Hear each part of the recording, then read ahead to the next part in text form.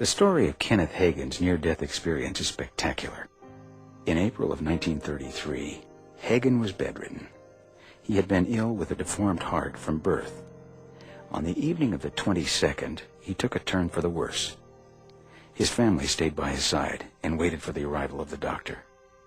Suddenly a pain shot through his heart like lightning. He was convinced he was living his last few moments. He states, "My toes seemed to go numb. This numbness spread to my feet, my ankles, my knees, my hips, my stomach, my heart, and I leaped out of my body. I knew I was outside of my body. I could see my family in the room, but I couldn't contact them." As he tried to communicate with his family members, he felt himself leaving the room and falling into what seemed to be a downward well or cavern. Hagin claims that as he descended, he could see the lights of Earth fading away and was eventually covered by darkness. When he came to the bottom of the cavern, he was surrounded by giant orange flames. He saw what he believed to have been the gates of hell. He says he was physically drawn to those gates like a magnet, though he tried to stop himself. I was conscious of the fact that some kind of creature met me at the bottom of that pit. I didn't look at it. My gaze was riveted on the gates. As the creature grabbed Hagin, a thunderous voice spoke.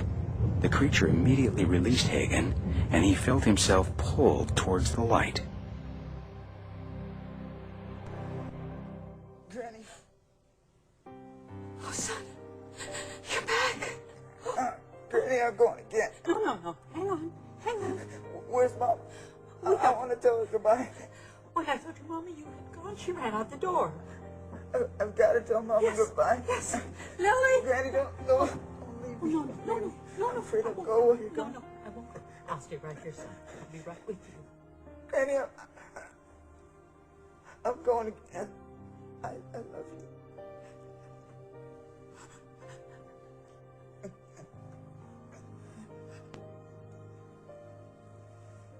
Hagin states this event occurred 3 times. The 3rd time he thought he may have been hallucinating the entire experience.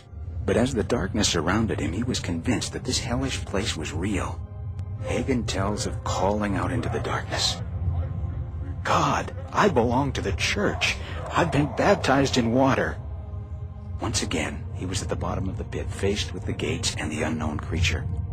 But again, just like the 2 times before, he heard the voice.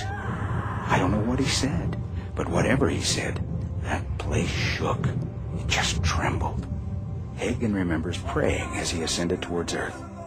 "Oh God, I come to you in the name of the Lord Jesus Christ.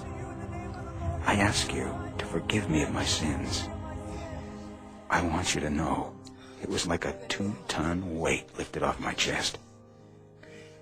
Dr. Kenneth Hagin eventually recovered from his heart condition. He is known internationally as the founder and president of Rhema Bible School.